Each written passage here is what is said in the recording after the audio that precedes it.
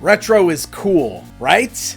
I mean, that seems to be what the toy companies are really focusing on these days, and you can't really blame them.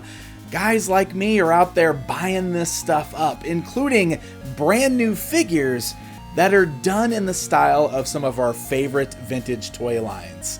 And we've seen companies like Hasbro dabble in this with the Star Wars vintage line, even making new figures from the very popular Mandalorian series in this retro Kenner aesthetic. But one thing that is really amazing to me is how the Star Wars fan community always seems to be a little bit ahead and making the things that the fans have always wanted to see as a part of their vintage line.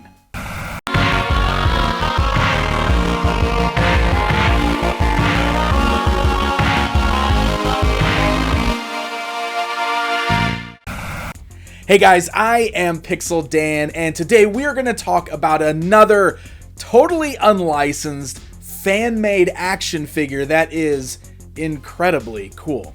Obviously, I don't need to explain Star Wars to you, or how cool the vintage Kenner Star Wars toy line is. It still holds a very special place to a lot of folks out there, and it's one of those lines that people continue to make customs for, to round out their collection, because there's just something so special and so charming about the simplicity of that vintage Kenner toy line.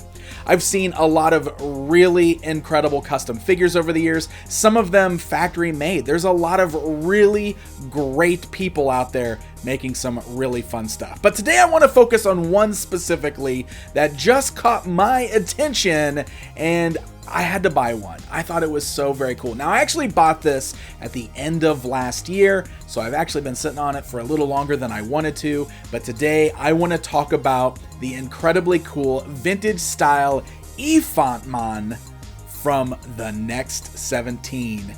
So TheNext17 is a custom project that is seeking to make an extended line of Kenner vintage Star Wars figures. I think it's pretty self-explanatory, right? The next 17 figures in the line. But they kicked things off with the Ephant Mon. If you are not familiar, this is one of those weirdo aliens from the Jabba's Palace scene in Return of the Jedi. And along with the Cantina, Jabba's Palace has always been one of my absolute favorite scenes, just because of all those weirdos that you see there. In fact, when I had pretty prominent Star Wars displays in my toy collection, I always loved having a nice Jabba's Palace scene set up, totally filled out with figures. So, of course, a vintage style Ephant Mon really caught my attention and became the very first of one of these fan-made custom Star Wars figures that I have ever bought. So let's talk about this Ephant Mon a bit. I want to show it to you. I want to start by showing you that the figure actually shipped in this very cool kind of vintage inspired box. It's just a small box. It has an image of the Ephant Mon right there on the front, and then the back has a cross cell that doesn't show you anything. Everything is blacked out on this particular cross cell because they weren't ready to reveal what was coming next just yet. But it's just a small little mailer box. It was perfect. Now, I was able to catch these while they were still in stock through the Etsy store that they were being sold through. I believe the price point was right around the $60 mark. Obviously these smaller produced toys usually do have a bit of a higher price tag than something you would find in a big box store from a mass market toy company. But one thing that is really cool about the Ephant Mon is this isn't a resin piece or a hand painted piece. This is a full factory produced plastic action figure. And while I totally love the art toys that are resin and painted, I think some of those look great, there was something really appealing about being able to get a vintage style Star Wars figure that was actually made of plastic and factory produced just like the originals. So the overall look of Ephant Mon is pretty fantastic. I mean, it's a lot more simplistic. It's such a goofy looking character, but I love how the form of this weird alien was totally brought to life in this vintage aesthetic. It's sort of a what if. What if Kenner actually tackled this guy back in the 80s when Return of the Jedi came out, what would he look like? So he is much more simplistic, a lot more smoothness going on with the sculpt there, but that's not to say that there isn't some great details going on as well. Man, he's got that really weird, almost elephant-like long face. I love the red scraggly hair poking out from under the hood of his cloak there, and the whole thing feels incredibly solid. There's a great amount of weight to it, so it's hefty, it's not hollow, feels like a really nice solid chunk of plastic, and it feels durable. This feels like something that you would actually buy from a store. In fact, this feels much more solid and heavier than some of the actual vintage Star Wars figures, but of course, this is a chonky boy. There's a lot going on here.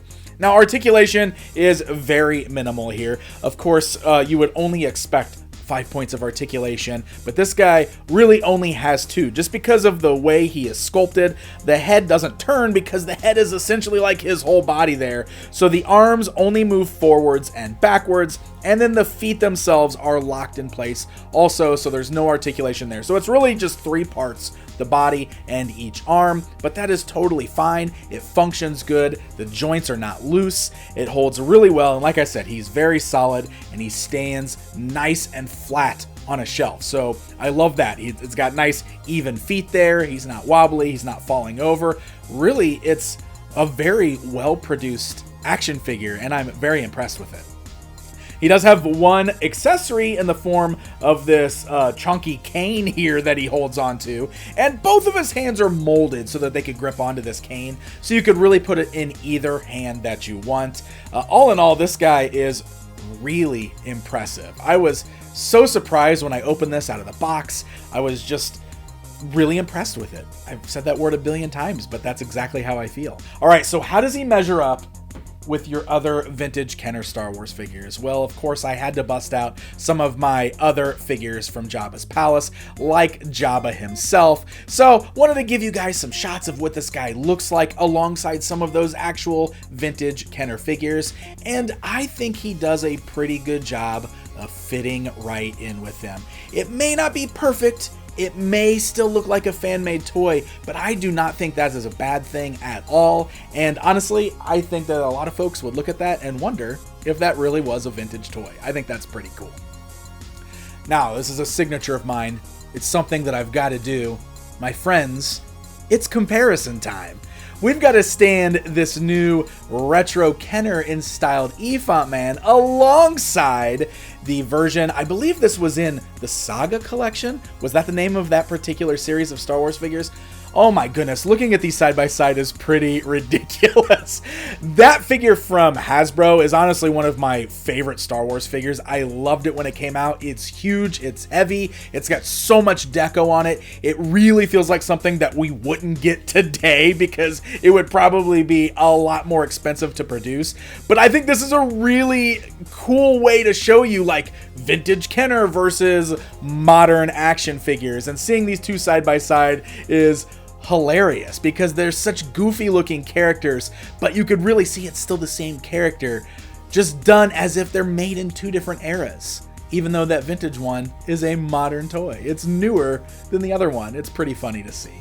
So I really love this guy. I think he is a really fun toy, and like I said, I just kind of dabbled in this. This is the first time I personally have bought a fan-made Star Wars figure, and I've been following a lot of artists out there that make this stuff, so I definitely don't want to shortchange any of those other people out there that are making really cool figures.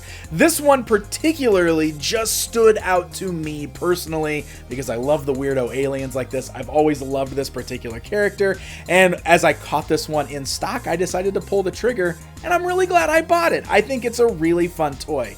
Now, this is the downside of this video. Now that I've spent all this time showing this off to you guys, I have to give you the sad news that this unfortunately was limited, and I do not believe that you could still purchase this from TheNext17. But there is something that the timing of this video is perfect for, because they just launched pre-orders for what they're calling Wave 2.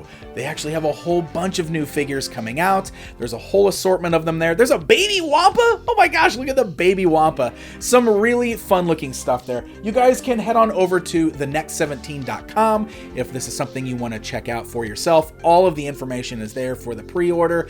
I don't know if Ephant Mon will be coming back or not, but I would certainly advise you guys to check them out at that website I just mentioned, or follow over on Instagram.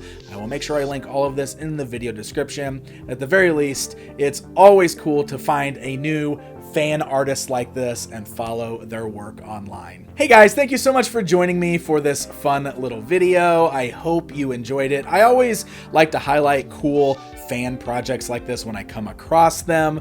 And I don't know, I just really liked this one, so I wanted to share that. I know I'm a little late because this came out last year, but it's just such a cool toy that I wanted to share it all with you guys. I want to thank you guys again for watching this video. I also want to give a special shout out to all of my supporters over on Patreon, whose names you see scrolling across the screen right now. Thank you guys so very much, and until next time.